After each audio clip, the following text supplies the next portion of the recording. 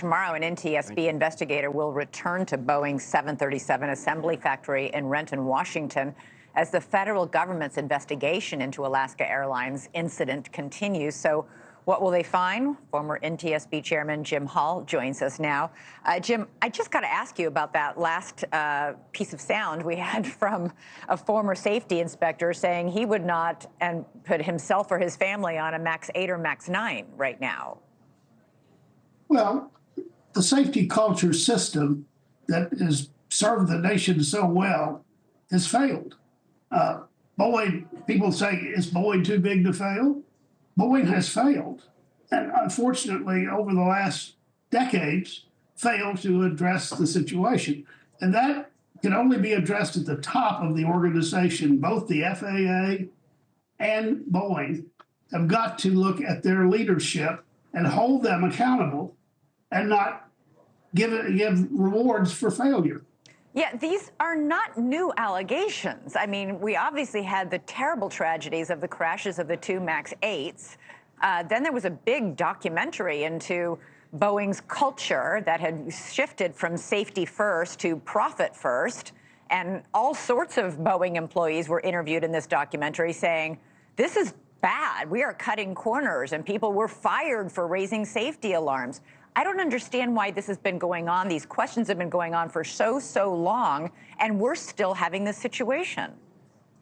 Well, the profit, let me just comment on the profit, because the profit has been for a few individuals at the top of Boeing, their executives, and you can look now at the market and know the profit is not going to their stockholders because they have gotten away from running a safe manufacturing operation.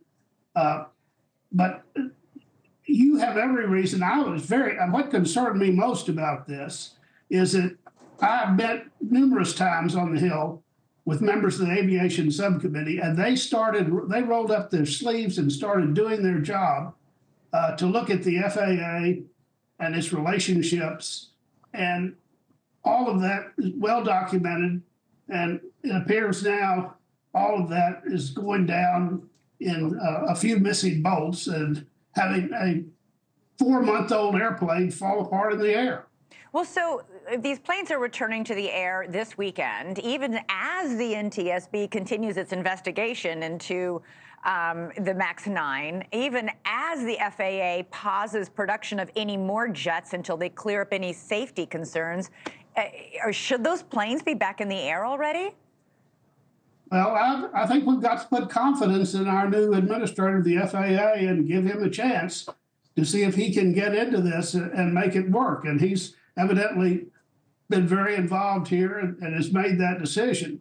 But long term, the Senate and our nation need to look to the European Union, to Airbus and other places that are doing a much better job than we are doing with fewer resources in terms of providing adequate oversight of the industry. Listen, you had a long career leading an agency, the preeminent agency that investigates airplane crashes. Bottom line, I'm going to ask you the same question that Rich talked to that safety expert. Would you fly on a MAX 8 or MAX 9? Would you put your family on a MAX 8 or a MAX 9?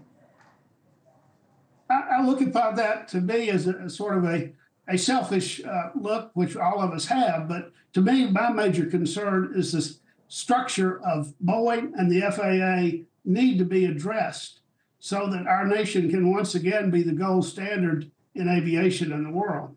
Meaning you don't think it is any longer? No, it's clearly not.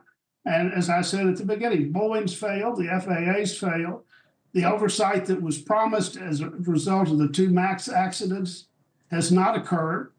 And we need to know why. And the people that are paid the big bucks need to do the big job. Yeah. Jim Hall, former chairman of the NTSB, thank you so much. You have an incredible credibility and expertise on this subject, and we appreciate you coming here tonight. Well, you're nice to say that, and I appreciate you all putting a focus on this issue. Yeah. All right.